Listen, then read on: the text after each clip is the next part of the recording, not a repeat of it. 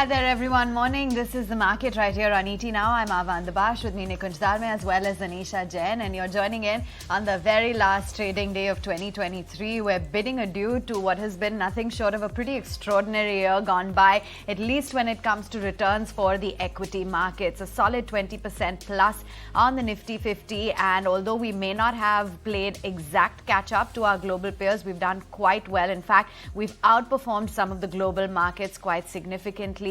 And Nikunj, who would have thought the year has already flown by, and I don't think there's any complaints. And this is one of the years where you don't want the purple patch to end. You would say, okay, 2023 has been nothing short of year of dreams. It's been an extraordinary year on all account. Normally and historically, you would say that one asset class does well, few asset classes, they remain flat, and few asset classes, they actually move the other way around. But this year, I guess it's just been a rising tide from Nasdaq to S&P, with the exception of China and few developed markets. It's been a great year for equity as an asset class. Then look at other asset classes. Within other asset classes, golds had a good year. Bond markets rallied in the second half of this year. Bitcoin hit a new high, so to speak. If you look at the list of asset classes which have given negative returns, actually there are very few asset classes which may have given you negative return. So it's been a year where you can actually say our tagline for the year-end programming, everyone has managed to beat the odds. 2023, rewind it to 1st of January 2023, nobody anticipated this kind of a rally in small cap stocks. Mid-cap stocks were supposed to have a flat year and large-cap stocks were supposed to outperform. The reverse has happened. PSU stocks, it's like the OMG year for PSU stocks. Anything which had a prefix and a suffix PSU, that space has got extraordinarily re-rated. It's been a warm year and a good year for IPO markets. So net, it's been a good year. It's been a year of wealth creation. It's been a year where the local crowd, in a sense, was calling the shots. It's been a year where we did not get very large flows by institutional investors or global institutional investors into the cash market, yet we've done extraordinarily well. So I think this is a year to remember, and it's a year to remember for all the right things. A year to remember, and yes, many good reasons to remember that. And one good reason has been the wealth creation that we have seen by the domestic participants, the fact that Nikunj was talking about, and it's further underscored by the kind of data you have for yourself. Of course, the number of investors had jumped up to 8 crores versus 7 crores that we had seen last year. The SIP inflows have been the one that have been just continuously gaining ground. So you have almost 17,000 crore figure coming in as far as SIP is concerned. We started off the year with a number of around 13,000 odd crores, and since then we have just been building onto that number, and that flow, despite the cycles that we saw of the up and down, the belief that the DIIs or the retail participants had in the utility of SIP really came to the forefront this time around. So the number consistently went up, and we ended the year almost with 17,000 crore. Let's see what December throws up. Even the number of demat accounts, we started off when almost there were 10 crore people who had demat accounts, and by the end of the year it's 13.5 crores. So the year, Nikunj, has clearly belonged to the DIIs and to the retail participants in India.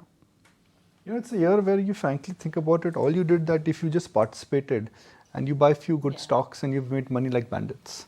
I don't think 2024 we would be in a repeat of this kind of a return. Unless it was HDFC Bank.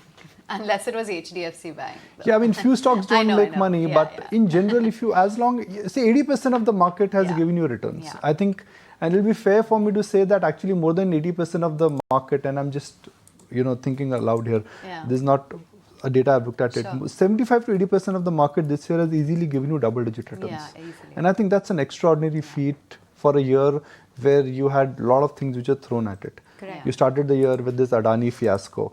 Then you had geopolitical crisis at the end of the year. Middle of the year, a lot of confusion and chaos as to where inflation is headed. You never knew that what central bankers were doing. FIIs, they've been continuously selling the market down. Yet it's really been a year where you've emerged right at the top here. You can compare Indian markets with Nasdaq and say, okay, Nasdaq was the best performing market. There are a variety of factors why Nasdaq has done what it has done. But I think this is a year to remember. It's a year where India's market cap went from, went to $4 trillion.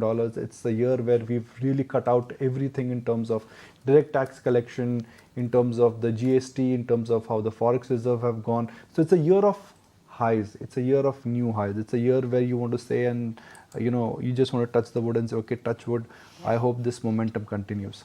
It's a year where you got markets just got everything what they wanted. Just think about it. I mean, you got the state election verdict, which was favorable. You got a hint from the Fed that interest rates have peaked out. Corporate India, in a sense, has been on a capex binge. Retail investors have been on a SIP commitment string, and then the Indian consumer, barring the rural consumer, the luxury spends, what we saw in terms of premiumization, just about everything what you want pretty much was there. I mean, like a templated year in terms of ticking all the boxes. Yeah, but if you look at the inflows, the way it works in a computer, the inflow and the output, if you would have just looked at the inflows, you wouldn't have thought of this kind of output at all, because there was just so much happening. But despite all the odds, it was clearly a year that really stood out. But let's see whether Jain stands out or not. I know we touched wood in 2023. Maybe we have to keep our fingers crossed in 2024 because only of the seasonality factor. And this is data that we've culled out over the last 10 years, how the month of January has performed. And unfortunately, in the last 10 years, 7 out of 10 times the index has wound up in the red. The mid caps as well, 6 out of 10, and ditto for the small cap index. So just looking at the last 5-year data, barring 2019, which was just a gain of about 0.5% in the month of Jan, it's been negative returns across the board. But Nikunj, even if we were to see that Jan seasonality play out, I don't think it would be that bad. Yeah, I don't think, the expectations from this time's Jan actually are very high. Yeah. And that's simply because the general view is that, okay, FIIs have come back and they are here to stay, and they will come back with big flows in the month of Jan, because that's the time typically the seasonality factor or the inflow factor would start. So I will not be surprised that the initial part of Jan actually would be strikingly different, purely looking at the positioning of the market. The positioning of the market is such that we are closing the year on new highs. FIIs just about come back in the month of December. There is an election, and this in a sense is a time when you actually would see large amount of allocation coming back to markets like India, largely because the Fed rate has also peaked out. Performance will always chase flows, and India is now becoming a market of choice, and it's a performing market, and typically at the beginning of the year you would actually see inflows. Now that's the market belief, and I don't think that belief in a sense would get challenged. Our view pretty much was that a Happy Diwali rally will extend itself to a Merry Christmas rally. I think it may just linger in there in terms of price action for next couple of days. Let's see how the earnings season moves. I think for me the testing time of the market really would be in the second week or the third week of Jan. That's the time flows and corporate commentary, in a sense, they need to be matched. So I think in the first couple of days of Jan, the market momentum should continue. But it's really in the second half of Jan, that's the time when earnings season and management commentary and flows and valuations, that template would be at play. Yeah, and this time that entire excitement of run up to the budget might not be there, because it's just going to be a statement of accounts. So earnings will be the key driver, as we talked about. But let's see how it really pans out. And if FII flows is something to go by, for the last 2 days, we have seen an inflow of almost 7,500 odd crores. So if that's anything to go by and that continues in the first half of January, we're in for solid momentum at hand. But let's take it across to our technical experts as well to see whether they concur with the view or not. Kunal and Naresh are with us in the studio. Kunal, you are of the view that the seasonality will be challenged this time around, right? January will be a month which will see good amount of gains? Good morning, Anisha. So I would not say good amount of gains, but I would probably believe that the first half of the month of January should be on the positive note. And because we've seen classical or rather different points for the markets in the last couple of weeks. For example, with every 200-300 point rally on the indices, we've actually seen more participation from the large cap names. And we've seen historically that whenever the index has rallied 8%, 10%, it's actually been a dual nature where the large caps have participated first and then followed by mid caps and small caps outperforming. But this time around, it's the large caps which have actually participated in the second half, which means that the spillover effect should happen into the next series.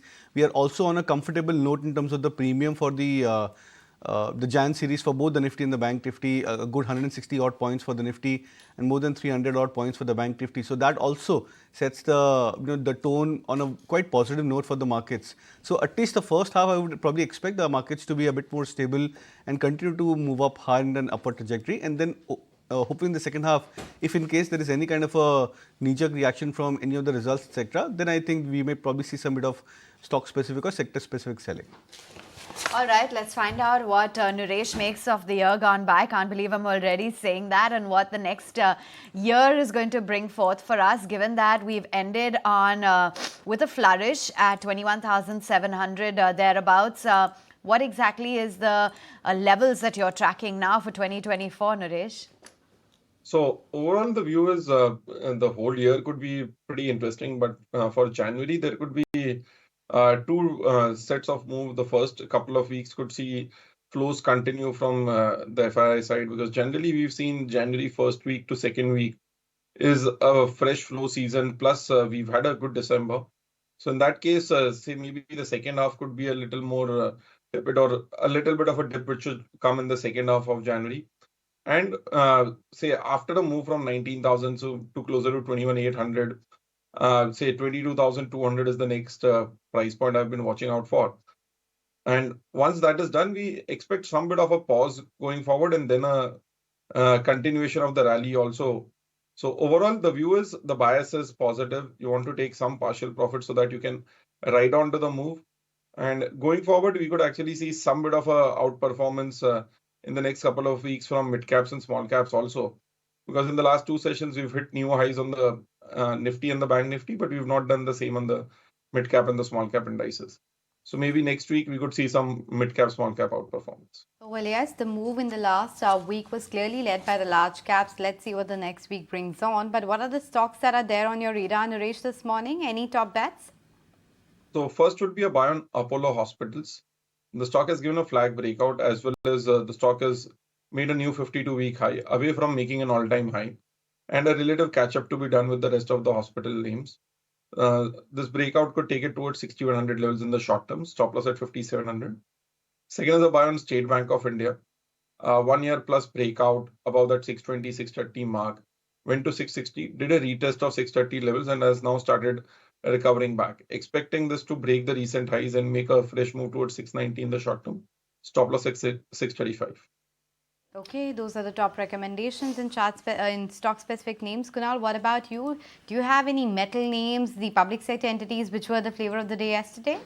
Not really. So I'll go with two differentiated names, and both these stocks have confirmed swing breakouts for themselves on closing basis. Exide Industries, the first stock. The stock yesterday closed at 389 levels, which is also a swing high for the stock on the short-term charts, breaking past about the previous major swing high closing for itself. So would suggest a buy with a target of 335. Stop loss could be kept at 290. And Lupin is the other stock which apparently yesterday also gave a breakout. It was more of a price volume continuation breakout for Lupin on the short-term chart. So would suggest a buy 1380 as a target. Stop loss at 1310. Okay, there you have it. Those are all your top recommendations that our chartists are flagging off in trade today. Lots of stocks then to keep on your radar, and we've got Samit here to discuss just that. And you've got some of the large cap banks that will be in the spotlight, as the RBI has said that they continue to be identified as domestic systematically important banks. Samit, what is the implication of this? Well, it's just SBI and HDFC that will remain in focus. And just to keep the jargons apart, what they're exactly saying is that they have just they have just asked both the banks to increase the CET1 ratio. Now, what it will happen here is that both SBI and HDFC will have to increase the CET1 ratio by around 20 basis points, because they have and for SBI specifically, if you see, the CET1 ratio moves up from 0.6 to 0.8, and for HDFC Bank, it increases from 0.2 to 0.4. And this higher rates will be applicable from the 1st of April 2025. So it's not even the next calendar year, that is 2024. It will be applicable from 2025. Now, what will be the impact of this? Now, if you see the CET1 ratio of SBI and HDFC Bank, that stood at close to, for SBI, it stood at around 11%, and for HDFC Bank, it stood at 16.8%. 8%. Now this is expected to fall by around 50 to 80 basis points as per the management commentary that we have received. For SBI it will fall by around 50 basis points, and for HDFC Bank it will fall by around 80 basis points, and this is because of the higher risk weights on unsecured loans and NBFC exposures that RBI had stated earlier. Now post this, if you see, the CET1 ratio of SBI is expected to be one of the lowest among the industry, and additional requirement is incrementally negative, but analysts believe that this will be manageable because it has to be done from 1st of April 2025. So the bank could easily manage, because they have also been raising money from the market. So for SBI it is manageable, and for HDFC it's not at all a worry, given the fact that they have a very stable and high CET ratio of around 16.8%. Thus the impact on HDFC Bank of this is expected to be immaterial. On SBI, sentimentally it could be negative for short term, but overall it's still manageable for SBI as per analyst. Okay, so that was about the banking sector. But Nikunj, what do you make of this in terms of the move? Because I think it's something which should be the manageable level, right? See, it's manageable because it's going to be falling out from 2025. By 2025, maybe State Bank of India could go and raise capital. So you don't know how things would move. But incrementally, what it means is that Reserve Bank of India is actually getting more and more, cautious about a lot of, small nuances now. Whether it is the increase in terms of the risk-weighted average when it comes to the when it really comes to the consumer loan category or the unsecured loan category. Similarly, you've got this risk weightage which actually has come up. So I think from a market standpoint, this is not a news which will move the stock today per se, and it's something which is very technical in nature, very manageable in nature. And I don't think what, let's say, Nuresh spoke about the fact that SBI has seen a breakout. I don't think a breakout in HDFC or SBI and HDFC Bank because of this news per se will get challenged. And that reminds me, yesterday we were speaking with Gautam Shah as well, and he said that SBI is likely to do something special in year 2024. So let's see whether that happens or not. But what's been special is the kind of moves that we have been seeing in the OMCs, right from in HPCL, IOCL, BPCL, they were all rallying quite a bit. But what's the latest that we understand, Somit? Because the biggest overhang or the monitorable for all of these companies is what happens to the price cuts. What are we understanding there? Well, firstly, the move is more than exceptional, because in the last 2 months, if you see, that is November and December, HPCL has run up by nearly 60%, wow. IOCL has run up by nearly 44%, and BPCL is up by around 30-32%. So these moves are very strong, and this is partly also because the valuations were cheap but for the oil marketing companies. But what is the latest news that is coming in? And we, ET Now, broke this story first on December 11th, saying that government might ask the oil marketing companies to lower petrol and diesel prices. Now reports are suggesting that price cut could be in the range of around 8 to 10 rupees. But what is unclear in the market is that who is going to bear the brunt. So just to give some details to put things into perspective here.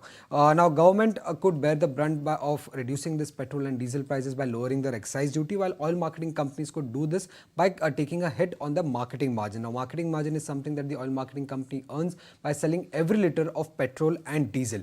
Now if you see the current excise duty that the government is charging on every liter of petrol and diesel, they are back to pre-COVID levels. But what oil marketing companies are earning, that is a marketing margin that is multifold higher than what they were earning back in pre-COVID levels. So if you see in pre-COVID level, that is around in the first quarter of FY20, on petrol they were earning a margin of around 1.6 rupees, and on diesel the margins used to be around 2.5 to 2.8, and the current margins, if you see, on petrol is around 11.7 rupees, while on diesel it's close to around 4.5 rupees. So margins for the oil marketing companies have increased. So most likely oil marketing companies would have to bear this brunt of reducing the petrol and diesel prices by taking a hit on the marketing margins. Now do remember that retail fuel prices have remained unchanged since April 6, 2022, because crude prices were volatile, and earlier they had taken a hit on their profitability by not even increasing crude oil prices when they were at around $100 per barrel, and now they were earning profits.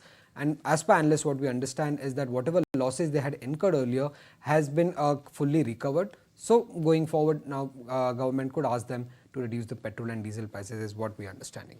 See, the move came after the state election verdict, and the move has come after the state election verdict. Why? Because from the state election verdict, I think it was evident that the government did not cut fuel retail prices in the run-up to the state election, which is a big departure from what has been. The stocks had just become cheap. They were getting stepmotherly treatment because all other sectors from the government stable, they've seen big reforms, whether it is defense, whether it is railways, whether it is banks. Oil marketing companies in a sense really suffered largely because they were not getting their due, and they were not getting what really could be called as a fair play in terms of what would benefit shareholders. But there seems to be change there.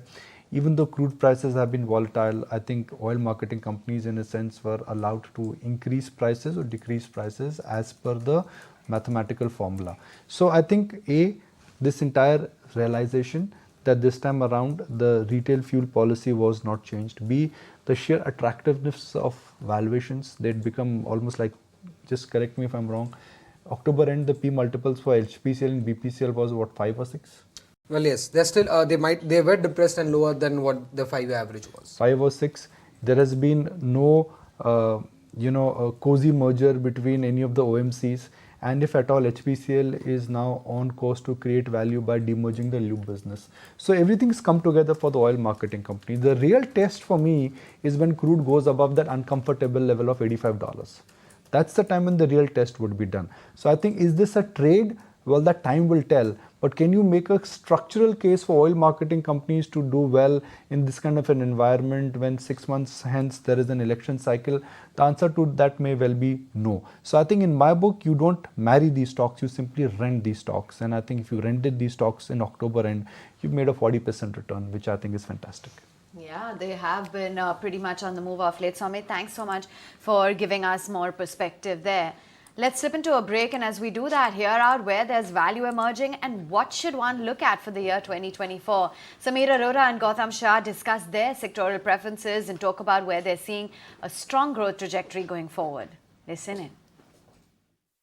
We like USA number one because it's just a big market for everybody. And India, we have 6 of the 7 techs in our fund. We don't have Apple, but other 6 we have. But broadly, US is a good market on its life. It is just a market where innovation is there. Now these weight reduction companies, both we have, Merck and Novo Nordisk. Highest confidence I have today is in financial sector.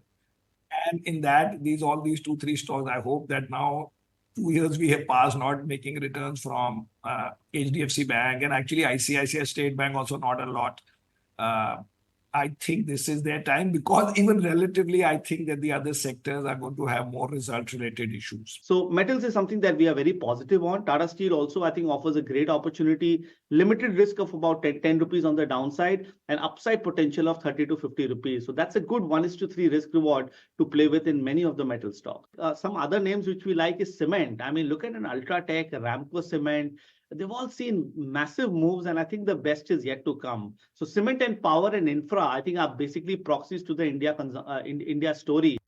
Our working target was 48,000. We are right there. I don't think this bank Nifty rally is going to end anytime soon. We are looking at an eventual target of about 49,100, and possibly at some point of time in the first quarter of next year, even a 50,000.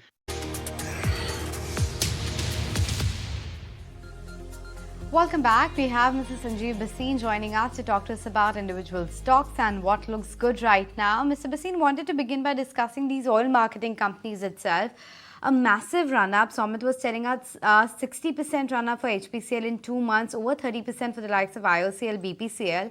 And of course, there's this always worry what happens to the price, whether it will be cut or not.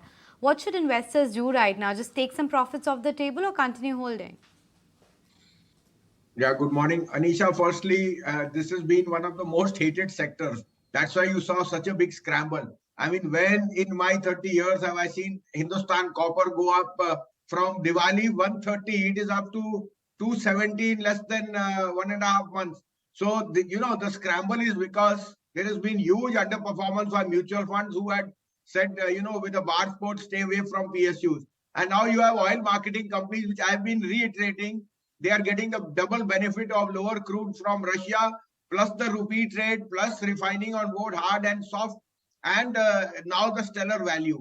I cannot advocate to buy. Yesterday, day before, I've been coming out with buy calls on all the 3 OMCs, and I didn't believe, I thought 20% in another 6 months, but 10% in a day is humongous. It still tells me there is a lot of left out feeling. You are right, there can be a little bit of volatility because of the price cuts. You have to bear in mind that there will be electional political pressure and so on. But these are very steady businesses which have just started to see unlocking after almost 5 years. I still think HP and IOC are poised to go higher. As a disclosure, these have been in our portfolio. But like you said, the volatility is not your friend because right now they are, they've had such a superb run up. So wait for declines or do a SIP or do a mutual fund in the CPSE ETF, which has some of these constituents. And, maybe I'm sticking to a similar theme, but PSUs at large have done very well. And amidst this basket, the defense and railway stocks in particular have had tremendous returns. Just pull up, the year-to-date returns of any of these names and you're bound to see double, if not triple-digit gains on the likes of a Titagar, Texmaco, and even the likes of an HAL. So what's the strategy here? Is it going to be the similar one for OMCs, Sanjeev, in terms of perhaps those who missed the bus? Yeah, good morning, Avanne. But defense and railways has been the theme for the year. OMCs have just come to realize, realization that the numbers from, say, IOC, which came out with a profit of 13.5 crore on an EBITDA of 26,000 crore, is going to see a lot of more light. And you've always touted them to be a proxy to oil prices without realizing how much of benefiting the Russian crisis actually gave them at cheaper discount and so on. I still think the railway and defense stocks will run up, but will do well. But don't expect the type of run up you've already seen. A BEL, a Bharat, an HAL, RVNL, IRFC have almost tripled in the last 2 years or 1.5 years. So, a little bit of caution there. Don't chase a rising tide like it is now. This is a left out feeling. Wait, there will be opportunities, or nibble into them with a SIP. And like I said, the CPSE ETF or a mutual fund which has these are the theme could be a better alternative, because then you will buy a basket of stocks. That's an interesting way to play it. So it's better to, play through the basket of those stocks as well. But shifting focus right back, RBI has released its financial stability report. According to the report, the Indian banking system is in a better shape and well capitalized to absorb macroeconomical shocks. In fact, even with a one-year horizon. Ankur Mishra is joining us with the fine print of the report. Hi Ankur, tell us more.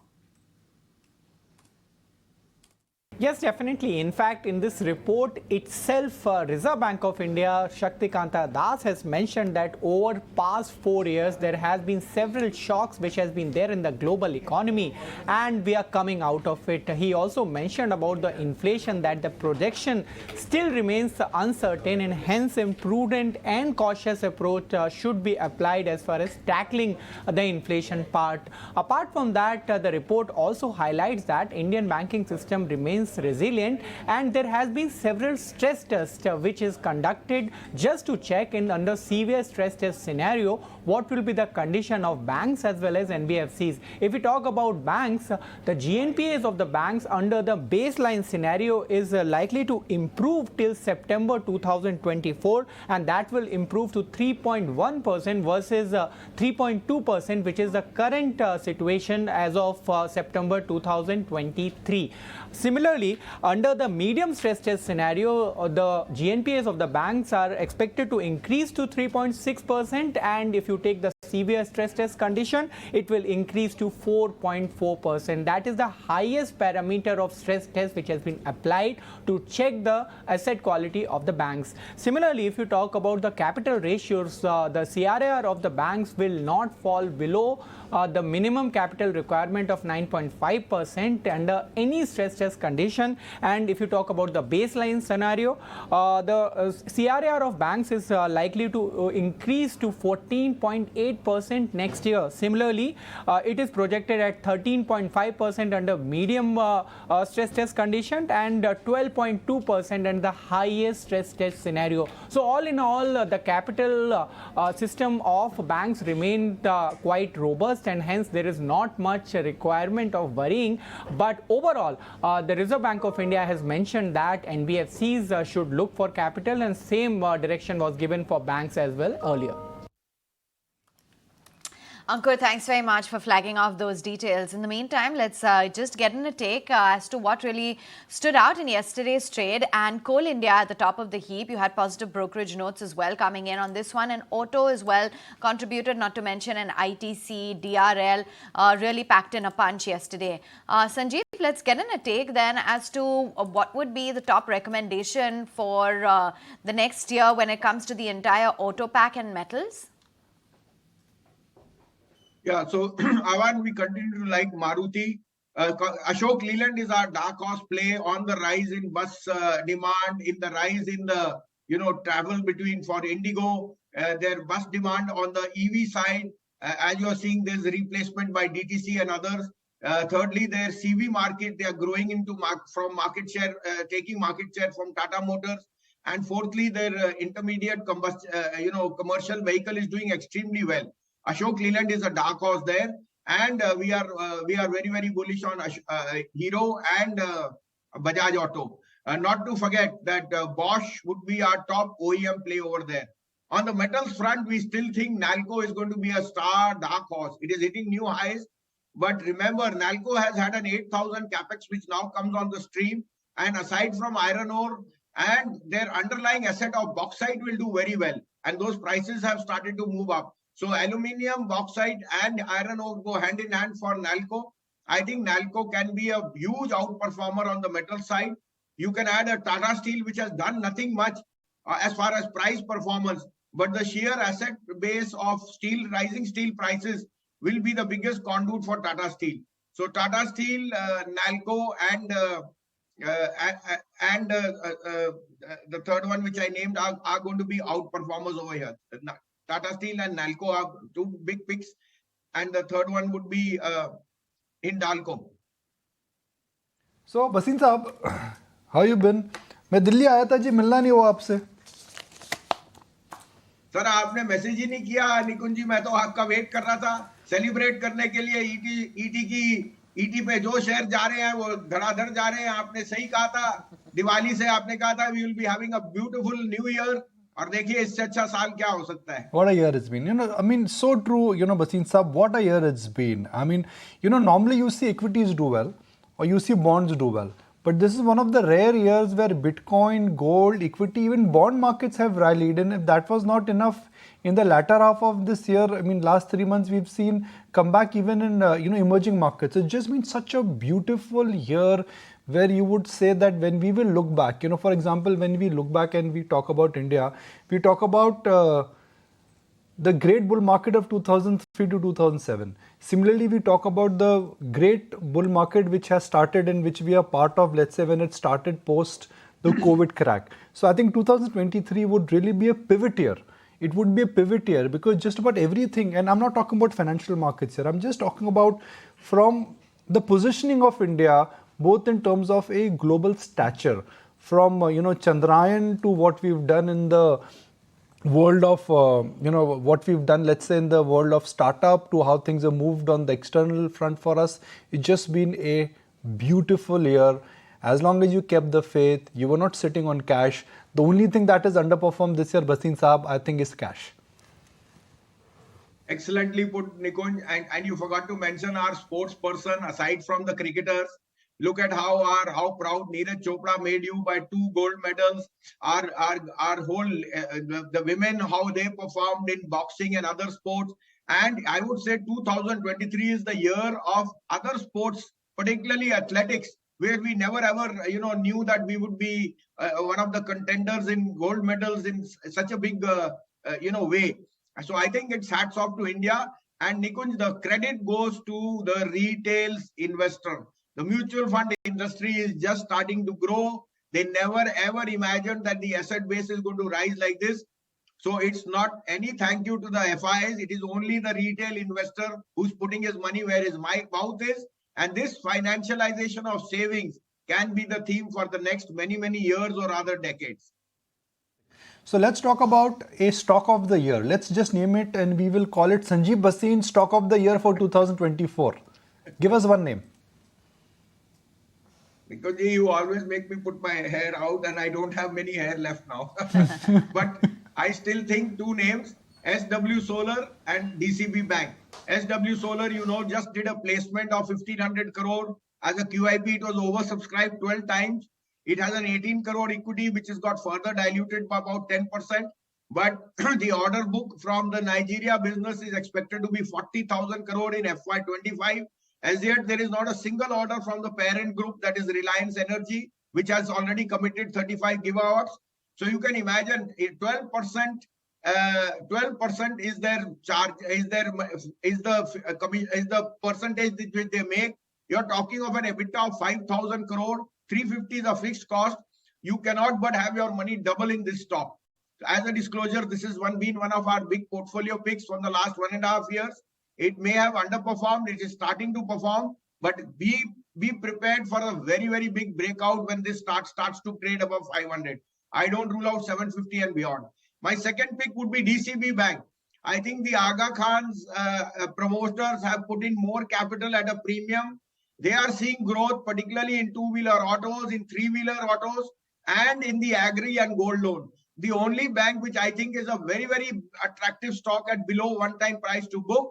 It has an excellent NIM and a net interest income. As a disclosure, I would suggest today the CD norms which are going where the credit deposit ratios to be brought below 75. Some of these new age banks, particularly IDFC Bank, will be very, very affected by this as NIMs fall below 75, as NIMs are affected by at least 75 basis points. Plus, there's a merger talk which can be negative in the short run. I don't think IDFC First has any room on the upside. I'm not telling you to short it, but I'm saying convert it into DCB Bank. DCB Bank and SW Solar are doublers in 2024, Nikunj.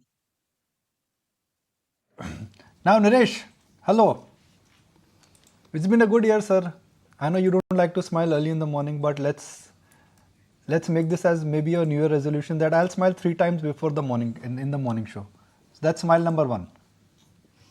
Yeah, I smile a lot more beyond the screen, so it's okay. No, let's try and smile on the screen also now. How about that is your New Year resolution? Yeah, I'll try to do that. Okay, now what would you say would be your stock of the year for 2024? It may not be valid for Jan, Feb, but it may be valid for the entire year where you would say, I'm going to be long here.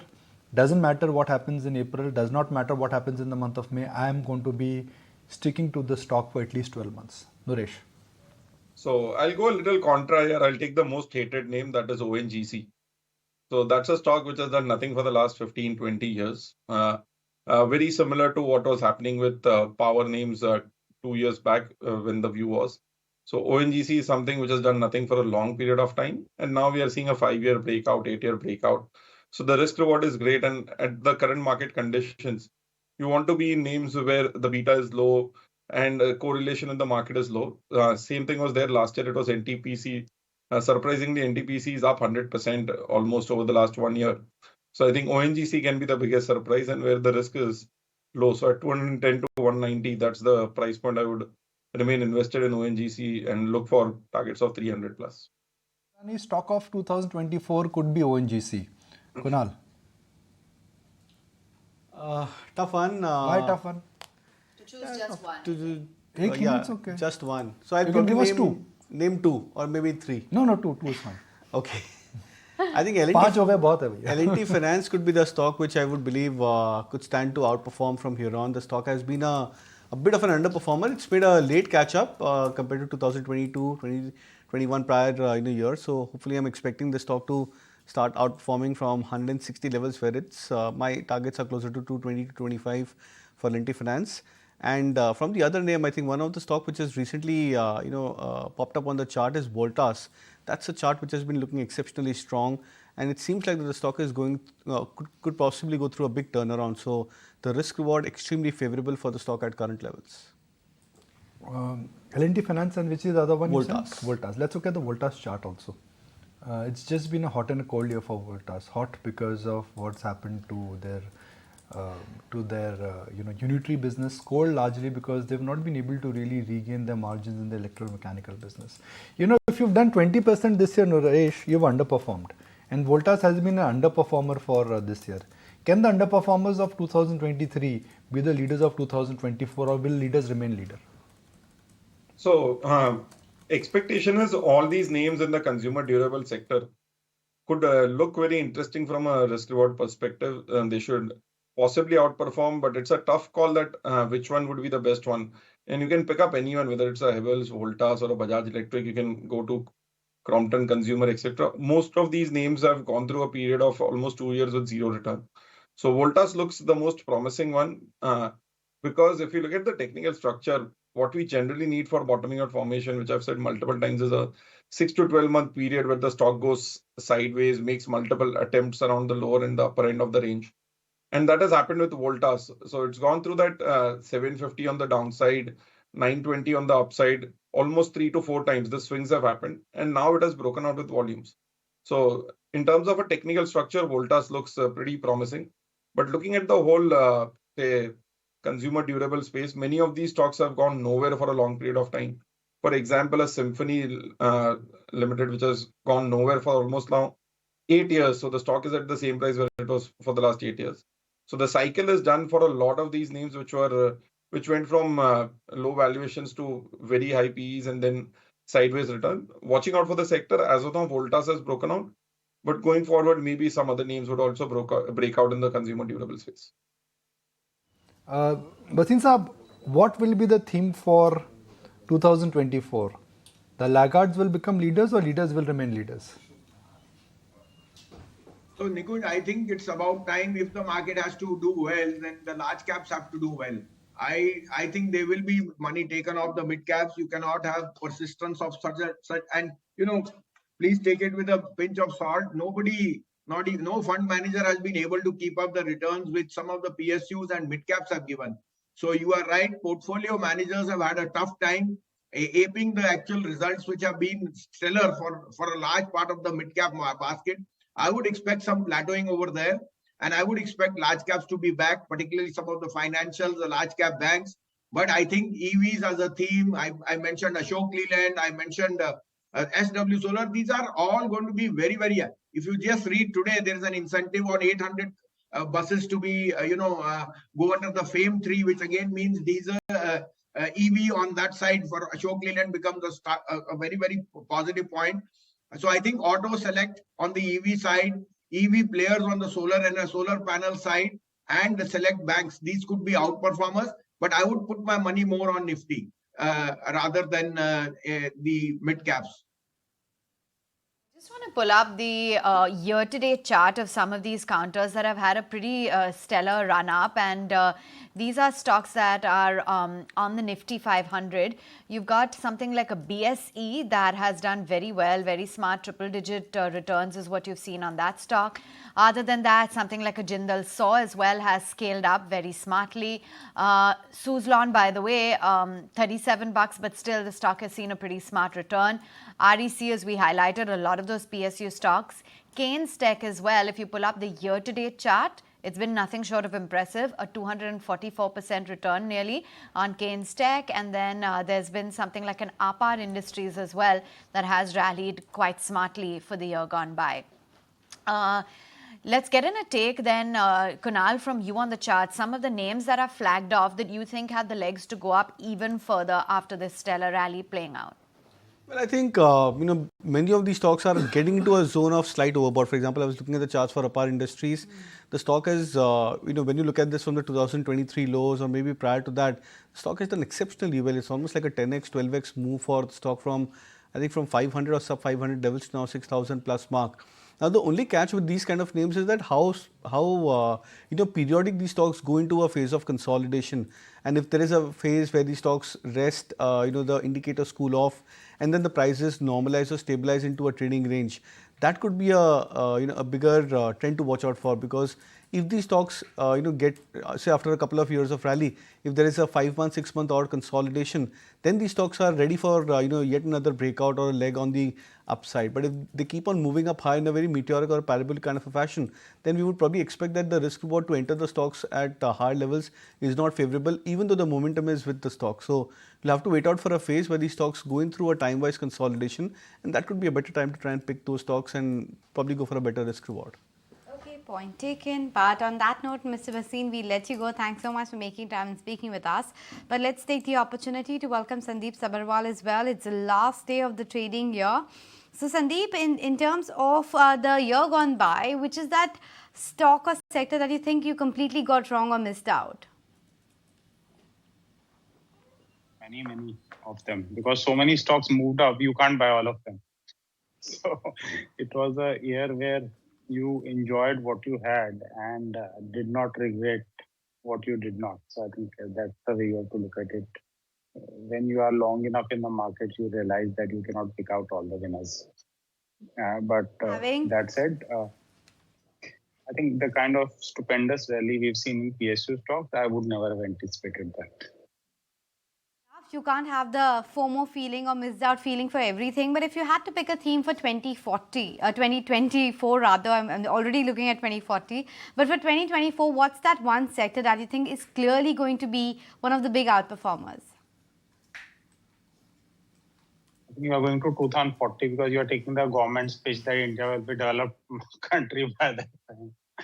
But I think as far as 2024 goes, it's going to be a tricky year like 2023 was. See, my view when 2023 started was first half will be tough, second half should ease out.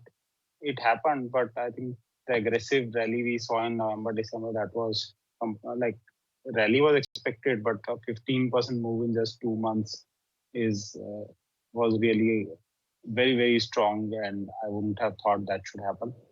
2024 will be, I don't think it will be so easy. See, when we are in euphoric times and the mid cap index is up 45%, small cap index is up 55%, most of the people who bought any of these stocks are making money. So they feel very complacent. There's complacency. Mid caps, small caps are trading at 20-30% premium or more to large caps.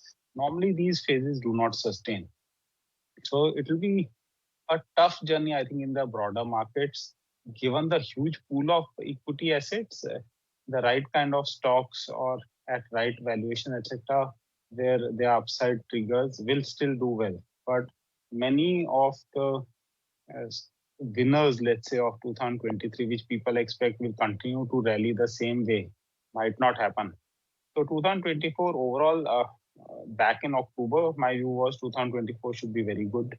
Now, with this kind of rally, which has already played out, I would think that 2024 would be a year where, from the overall market, I'm looking at low single digits, high single digits to low double digit kind of returns. Just look at the small cap index, and rarely do you see this kind of a divergence between the small cap and the large cap. 54% for the Nifty small cap index. And before this rally started, Nifty was up 7-8%, but this 12-13%, it's like a slog over, right? A T20 teen over and 13%.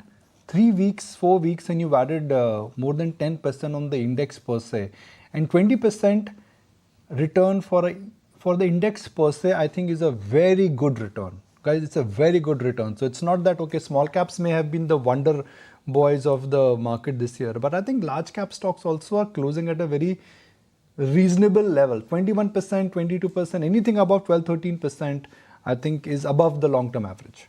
That's the way I look at it.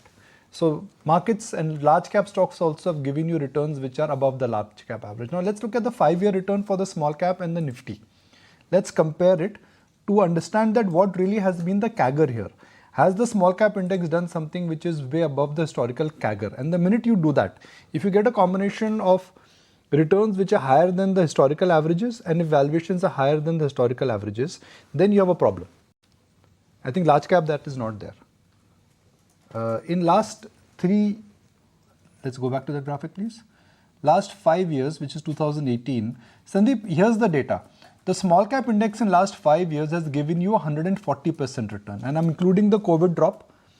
Nifty has given you 100% return. So it is not that the small cap index after this great year, it is way above, it's way off its averages, both in terms of valuations and also in terms of its CAGR.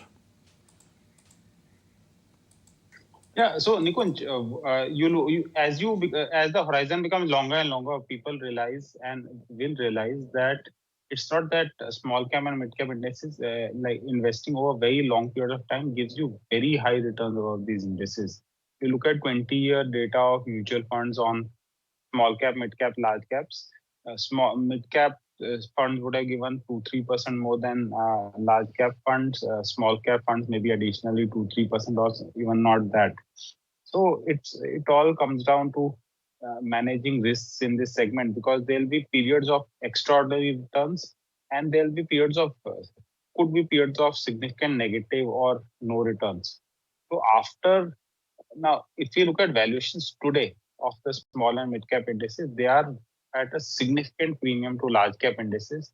You do a historical analysis of last 30, 40 years, when that phenomena happens, typically the returns of these segments moderate and on at an index level sometimes also become negative. So people need to be cognizant of these risks as no one sees any negatives at this point of time. They'll be asking this question to everyone, so I'll extend that point to you as well. What would be your big ideas for 2024? What would can, if I have to, this flash is ready, we'll punch in the name when you say. Sandeep Sabharwal's 2024 stock ideas. अच्छा line है देखो. I would say timing is wrong because I'm waiting for opportunities. So I would say that there was a discussion on when I joined in and on the consumer durable side, and there was a discussion around Voltas. So I think Voltas is one of my turnaround stocks also for 2024 and beyond, because I believe that the worst is over and it's placed in a similar situation as Lupin a couple of years back. So I think it should do well. It's run up sharply last month and a half, but I would think that it's still way off the 2000. It's all-time highs. So I think that's one stock that could do well. I believe that we have to play for lower risk in 24 at this point of time. So I like the strategy of Indian hotels. The stock has gone through a phase of consolidation for some months. I believe that it will again do well in 2024. Just one name? I gave you two. I noted Voltas. Which is the other one? Sorry. Indian Hotel Indian to Purana. Hotels and- Purana. No. That's a 3-year-old idea. See, Indian Hotel everybody likes. It's a market cap of 60,000 crore. That's like saying I'm bullish on India. That is not allowed.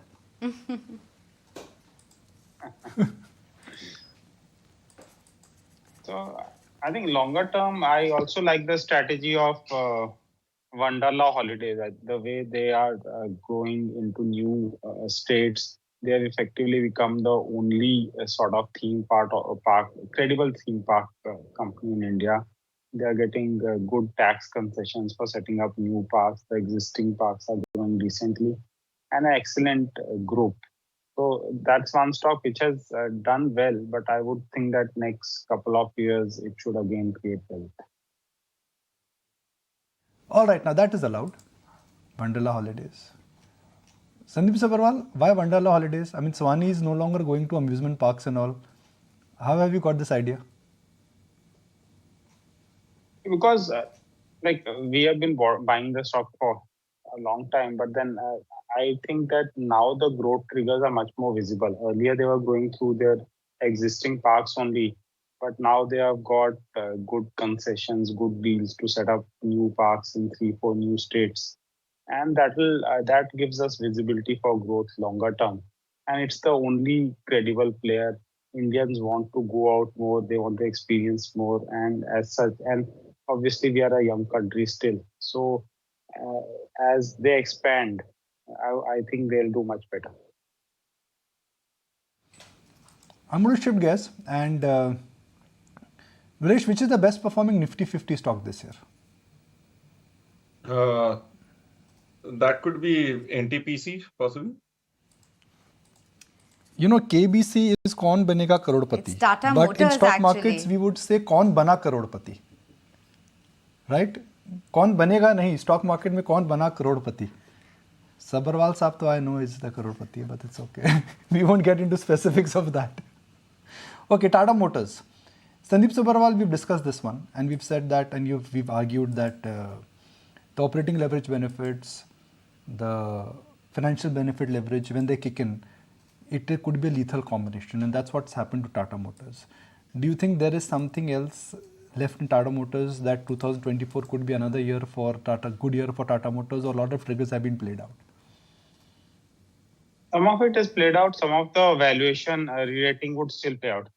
For example, if you delisted Tata Motors at this price and came out with the IPO today with the entire EV story, and the valuation which the IPO companies are coming at, I think they could IPO at 2,000 rupees also. So I think that's the state of the disconnect today. A separate topic between what IPOs are doing and what the secondary market is doing. But I think the strategy is well in place, as is the case with many of the other Tata companies which went through troubled periods, got their strategy in place, and now the execution is on work. So I would still think that Tata Motors should do well. Okay, point taken. But since we are talking about the outperformers, it's only fair to flag out some of the losers as well. UPL, that has been a rank underperformer this year. Actually, one of the only Nifty 50 stocks which is going with a cut of almost 20% for itself. And the Page Industries stock as well hasn't done much at all. It's actually down 11% this year. Kunal, if I had to take a view on these, because we're talking about how some of those stocks which haven't run up might turn around in 2024, will these two come as candidates or not really? Doesn't look like on an immediate basis, Nisha, because many of these charts, I think, for example, Page Industries specifically, that stock is still going through its own struggle and as well as a downtrend. No major trends which have emerged in terms of volume. So there are multiple signs which you look out for when we try and preempt that the stock has gone through a bottom formation as well as could possibly go through a turnaround pretty soon. One is after a sharp correction, the stock goes through a time-wise consolidation for 3 months, 6 month, 9-month period, depending on the intensity of correction for the stock.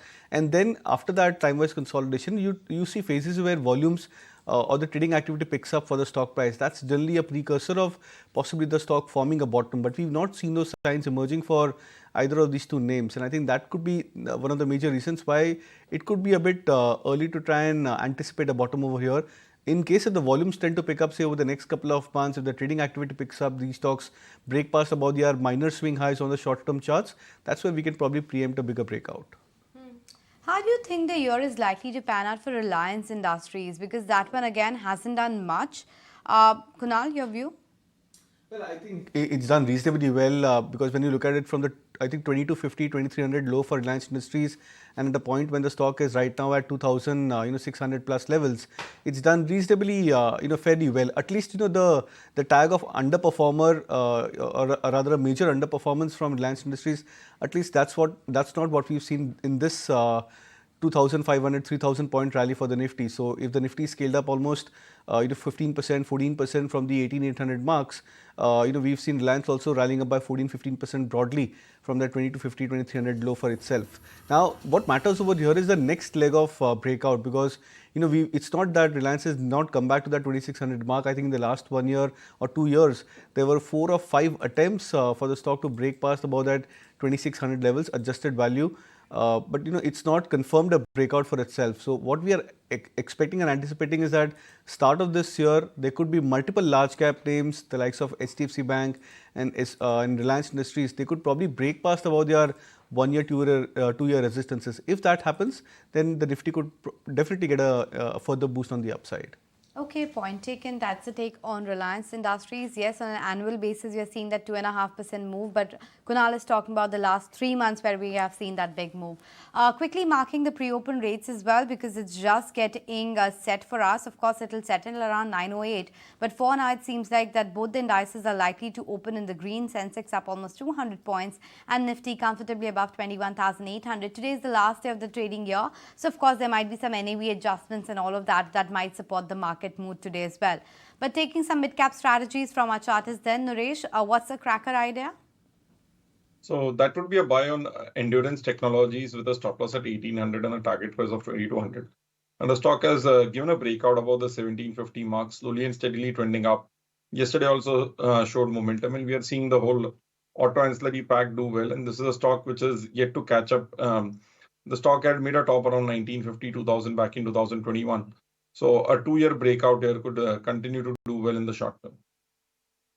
What about you, Kunal? What is the top mid-cap recommendation from you? I'll go with a high beta stock which managed to break out yesterday, IEX, finally closing about that 158, 59 hurdle, which has been a huge resistance for IEX over the last so many months.